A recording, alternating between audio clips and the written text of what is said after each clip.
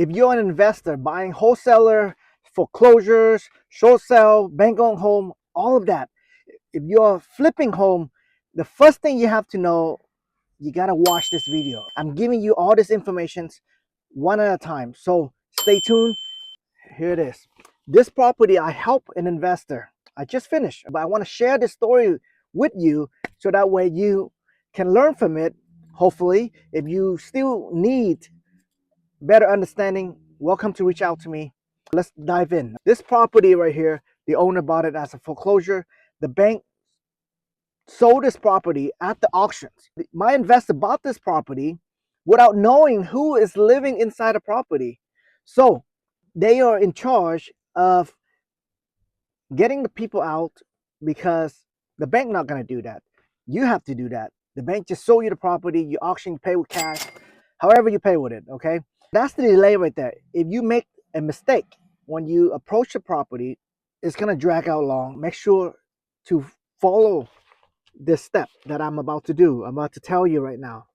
The first step you need to do after you bought the property is find out who live in the property. You can try to door knocking, do research, go online, do the title search, ask around, ask the neighbors.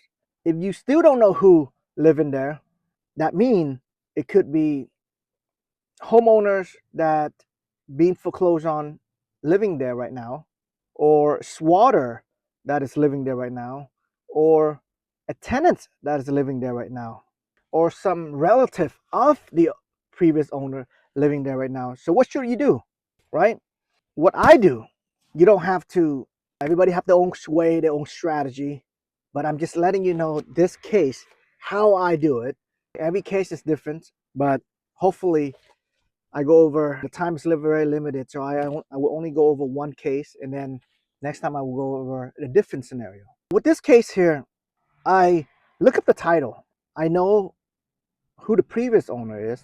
That's the only information that I know, because we don't know who live in there, right? I drop off a notice letting the people that live in the house know that, hey, I'm the new owner now.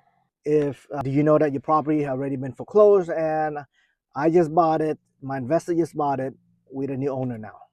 And then the step number two is giving them a 3-day notice to quit because they no longer able to be there. They lost their rights.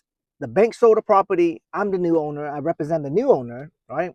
After 3 days, during that 3 days, you can try to go there, knock on the door, try to negotiate to find out who is living there, and then post this 3-day notice along with that notice, letting them know that you are now the new owners. After that, the people inside the property, luckily, was the previous owner, and they reached out to me saying that they understand, they they they lost the property and they need a little bit more time to move out. I told them, when do you want to move out? I asked them. They said, give them a week. All right, a week is a good amount of time. Some people, they will refuse to move, but this one, in this case, luckily, the previous owner, very cooperative. They want to move out in a week. After a week, they reach out, they hand over the keys, and we got the property and done deal. That's this case. Easy one, right? All right, but I have a lot more. I've been doing this for probably 8-9 years already, and I've done over, counting, close to 800 evictions already, and every case is different. But today I just go over this simple eviction case. Next, stay tuned for my next video. I will go over another scenario.